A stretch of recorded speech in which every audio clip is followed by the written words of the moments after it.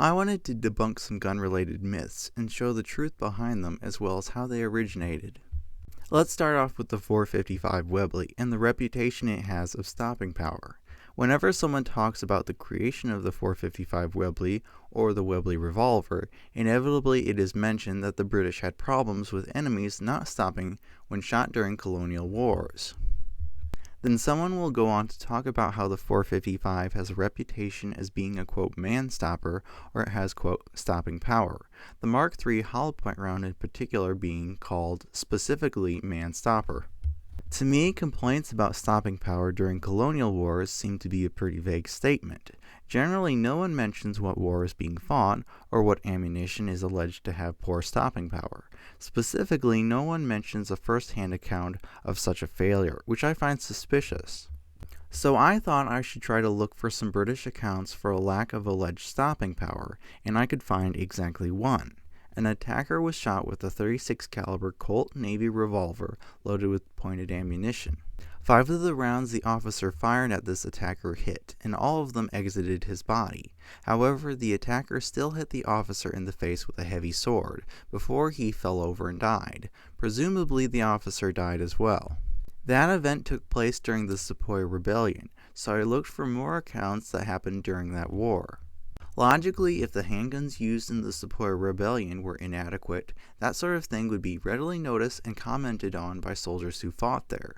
So I read a book written by just that, and the author mentions nothing about handguns being underpowered or lacking the alleged stopping power.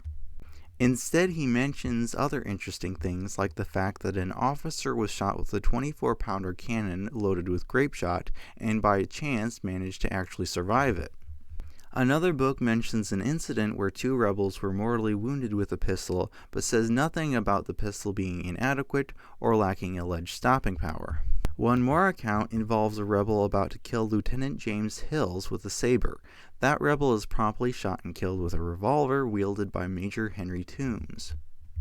So far, we don't have any good evidence that the handguns used before the 455 Webley were inadequate, other than a single incident of delayed death, or so-called lack of stopping power. However, we have ample evidence, including Wild West gunfights, that demonstrates that .36 caliber revolvers were in fact quite effective. The only thing that .36 caliber Colt Navy revolvers weren't particularly good at is killing really large animals like grizzlies, which would be an entirely different topic. Also, the British Armed Forces use 9mm Glock 17s now. Misunderstandings about stopping power and desires for larger calibers have largely died away in favor of practicality, which is why 9mm is so prevalent now. I think it's also worth talking about the 450 Adams cartridge, also known as the 450 Boxer or 450 Revolver. It was the first centerfire revolver cartridge used by the British Army, and was later replaced by the 476 Ely, also known as the 476 Enfield. People seem to judge the 450 Adams rather harshly, saying that when it was used against Zulus and Afghans, the results were that it was either slightly annoying or almost lethal. Some people will say that it was not a satisfactory military round, but also say that it was a popular commercial round, which essentially means that someone in the military wanted something different, but civilians were happy with it. Again, I looked through multiple books this time about the Zulu-Anglo War, trying to find any evidence of a lack of effectiveness. The only thing that I could find was one account of someone not immediately dying after being shot in the head. Rather, he rode his horse a few more strides before he fell over dead. Other than that, people would say things like they shot Zulu after Zulu with their revolver, or that the irregulars had to frequently shoot men down at close quarters with their revolvers. So from what I've read, no one who was actually using the 450 Adams would actually complain about its effectiveness, despite its muzzle energy being only about 211 or 245 foot-pounds. It would appear that the British military decided that they'd just rather have a more powerful round, and that's why they decided to switch to the 476 Ely.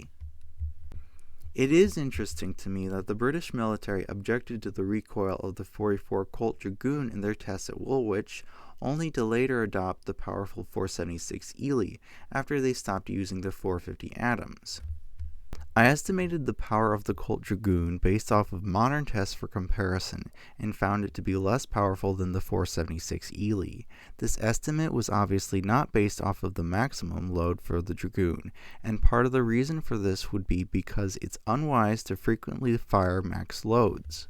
Some people have tested the power of a max-loaded Colt Dragoon and found it to be roughly 400 foot-pounds of energy, obviously more than the 476 Ely. Next, we have this quote about British officers purchasing and carrying Howdah pistols because they would allegedly stop a fanatical opponent where a lower-powered pistol would not. Again, this is supposedly because of experiences in British colonial wars in Sudan, Egypt, and Africa. Howdah pistols are named after the Howdah platform placed on elephants' backs for humans to ride them. The Howdah pistol was intended to be used against dangerous animals like tigers that would attack the elephant or the people inside the Howdah. I couldn't find as many books about the Anglo-Egyptian War, however I did find out how much handgun ammunition a cavalry regiment carried. More importantly, there was no mention of handguns being ineffective. Instead, I found a matter-of-fact statement that Major Hart shot one man who tried to take his revolver in hand-to-hand combat. Needless to say, Major Hart succeeded in retaining his revolver. Given when this took place, it was likely that Major Hart was armed with a 476 Ely revolver.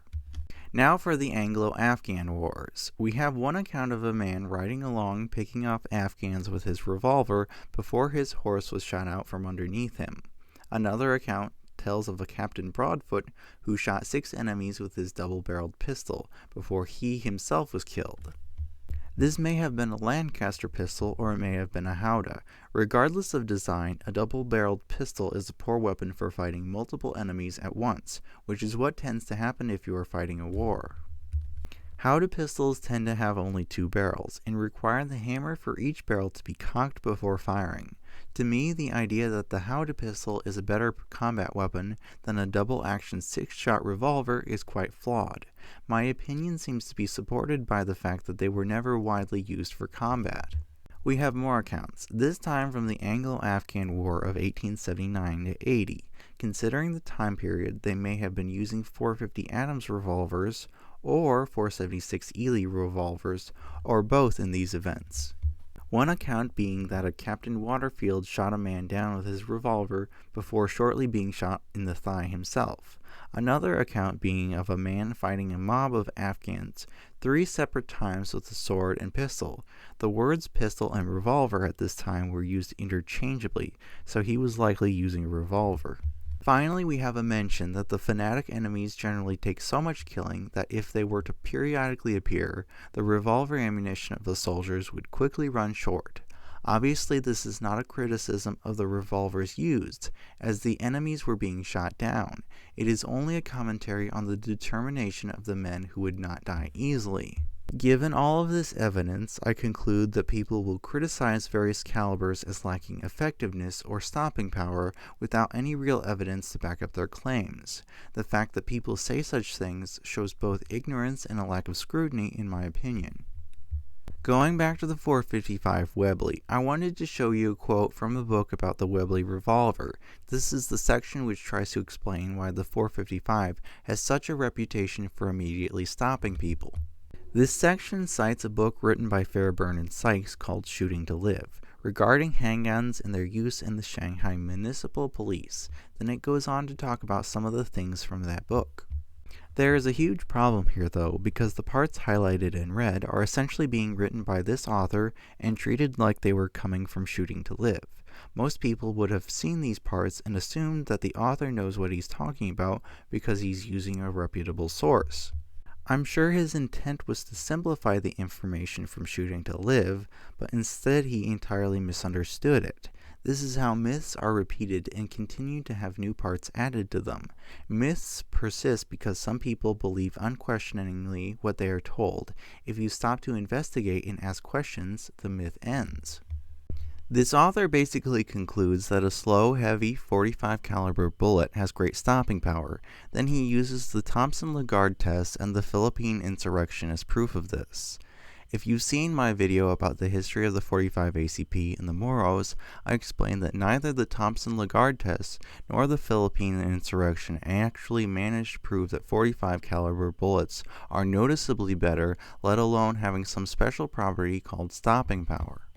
These are some quotes from Shooting to Live, saying essentially that they have no way of demonstrating knockdown power with handguns.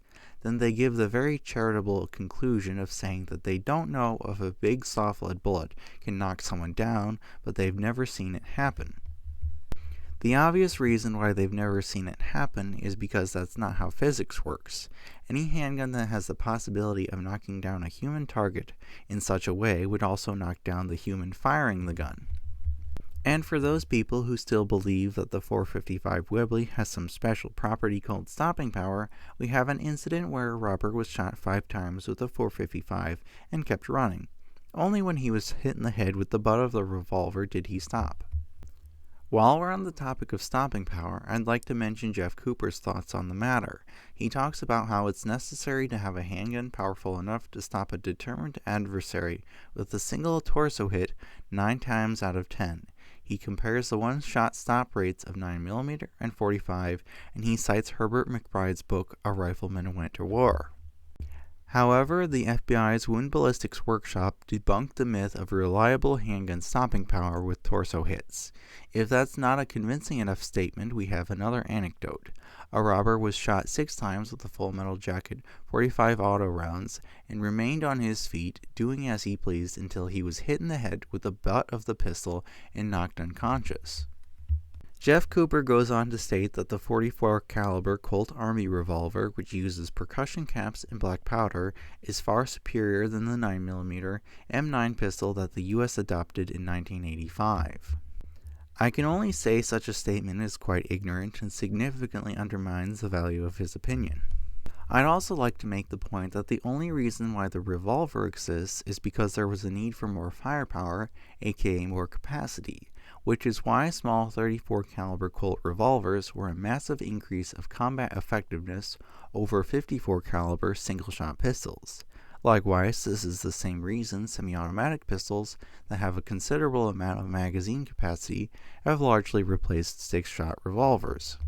Since Jeff Cooper cited Herbert McBride, let's talk about Herbert's thoughts on handguns.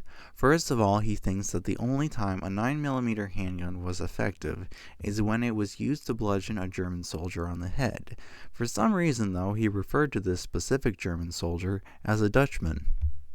He also mentions the fact that he tried the Mauser and Luger pistols before the war, and essentially stated that he didn't like them, but he had no particular reason for this dislike. He also made a very telling statement that if you want a weapon for war, it should be a, quote, He-Man gun with, quote, wallop. Now, you could argue that a powerful handgun is more effective, but the masculinity of a handgun does not factor into its effectiveness. I've often wondered where do people get this idea that 9mm was somehow inadequate during world wars, because a rational person wouldn't come up with that idea by just looking at combat reports. And the only answer that I can think of is that they have read this book and taken it as the gospel truth. The biased opinion of Herbert McBride was influential to some people, even though he made up his mind about which handgun calibers and handguns were best before he ever saw combat. When we look at combat from a non-biased perspective, the main difference between 9mm and 45 is that the 9mm penetrates helmets and barriers better. From a terminal ballistics perspective, there probably isn't that much of a difference.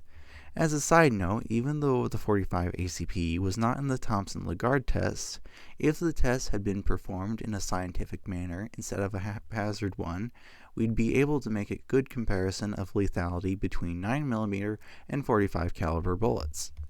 In this gunfight, a German soldier shot Sergeant Ray in the stomach with a 9mm submachine gun.